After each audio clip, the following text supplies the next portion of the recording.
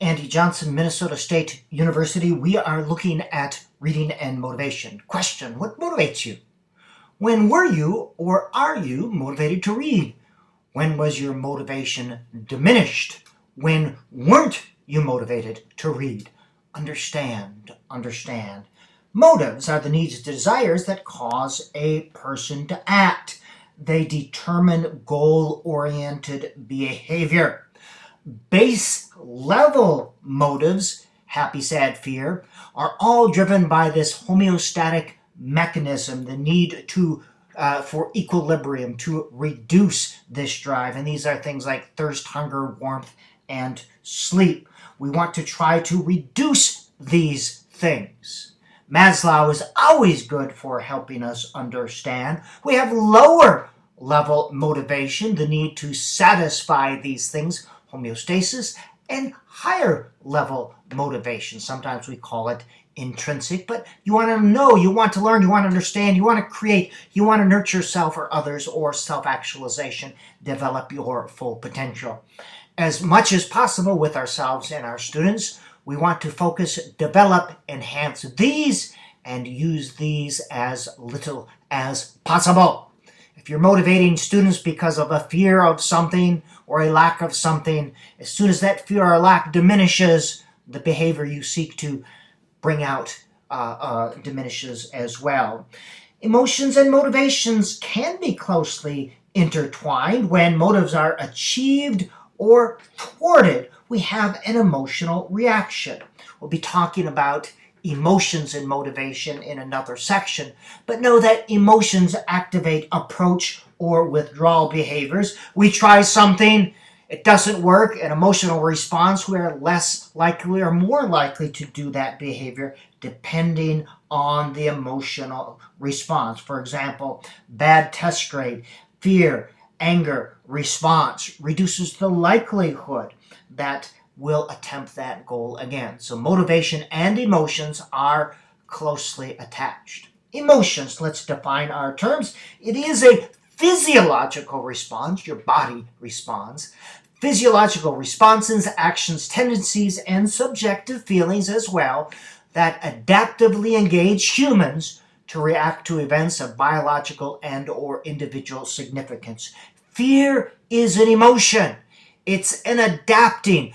We have this fear response and it helps human beings avoid things like snakes. So know that all these base level emotions, evolutionary, they helped us from an evolutionary perspective. They helped our species adapt, our tribe adapt. Rewards and punishments that occur are important regulators of motivation and emotion. So we have to be aware. Now, it doesn't always mean specific, here's a candy bar, here's a bad thing, but we reward and punish simply by our reactions as well. Failure can be a punisher. Success can be a reward. Enjoyment is a reward. Boredom and irrelevance are punishers. A theory that helps us understand value expectancy theory.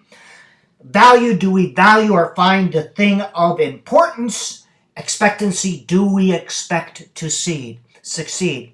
Value times expectancy, that should be times, not plus, equal motivation. If any of these factors is zero, motivation will be zero. If we do not value the activity or skill, no matter how much we expect to succeed, we won't be motivated. If we value it, but we expect to fail, we won't be motivated. So here are some specific applications recognizing that value expectancy theory. Number one, don't frustrate students. Challenging students does not teach them. You want to be proximal with your instruction, meaning just a little ahead so that they can accomplish it with your help. Expectancy. Focus on multiple cueing systems, not just phonics, not just something that they can't do. Outstanding achievers learn how to use their strengths to make up for their deficiencies. Expectancy. Practice at the independent read level or below. When students read for pleasure, Make sure they are reading books that they can read easily. Provide lots of independent reading time where they can practice reading at their grade level or below. When you and I read for pleasure, we don't find challenging books. We find books that we enjoy and that we want to read. Value. Make real life connections, real reading and writing to the greatest extent possible. Real life uses of reading. Try to make the wall between the classroom and reality disappear. Get them reading internet articles, tweets, Twitters, emails. This helps them see the value of reading. Also value, find good books for them to read. So they value intrinsic value at the independent level or below. Find the books and they will read. If you don't have good books to read, how do you expect them to learn to read? And value, don't bore the pants off our students. 70 to 30, 70% actual reading to 30% instruction, or 80-20. Use that.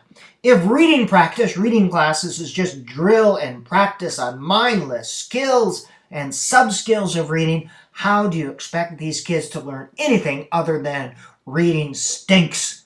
It's boring, I hate it, and I'm not good at it.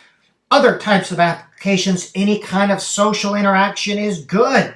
Reading is a social interaction. You're interacting with the author, but also just like real life, we like to talk about our books or movies that we read.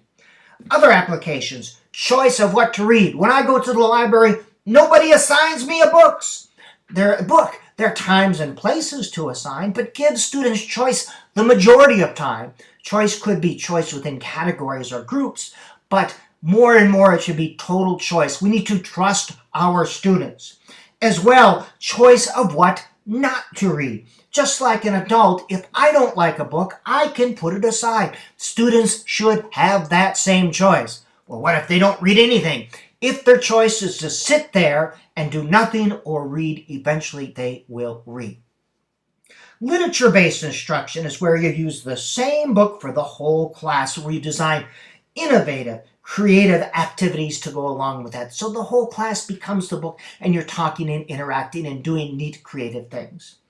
Students need to see growth or progress. That's why I like daily or weekly words per minute, or things where they can see themselves getting better, where they document the books read or the sight words that they now recognize. Students need to see growth or progress. Number 6, ask students what they like to read or read about.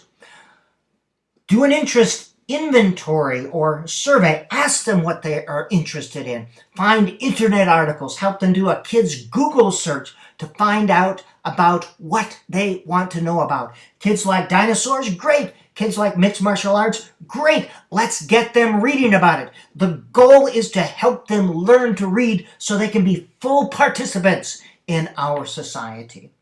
Number 7, teach cognitive strategies. These are thinking processes. What do you do when you comprehend? What do you do when you identify a word? What do you do when you choose a book? Number 8, your attitude. You expect success. You don't see them as broken toys. You expect them all to read. All these kids can read. They may not read very good, but they can read. They just need special practice to help them learn to read better. Don't baby or demean these kids. Don't have them read ducky books.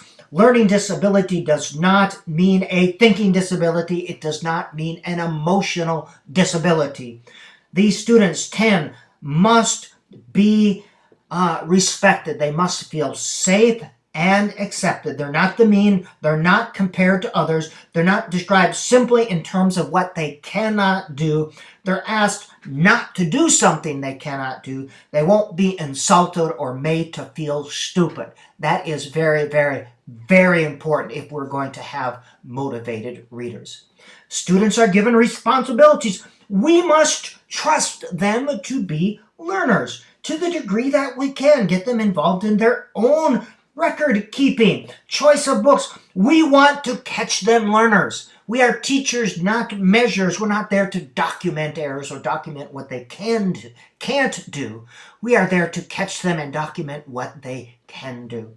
Reading practice is the main thing. It should not be bumped under any circumstances. They should be able to expect that solid block of time every day where they can practice reading.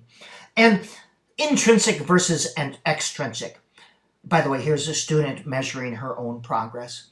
There's all these programs like Book It where they get stickers and rewards and pizza.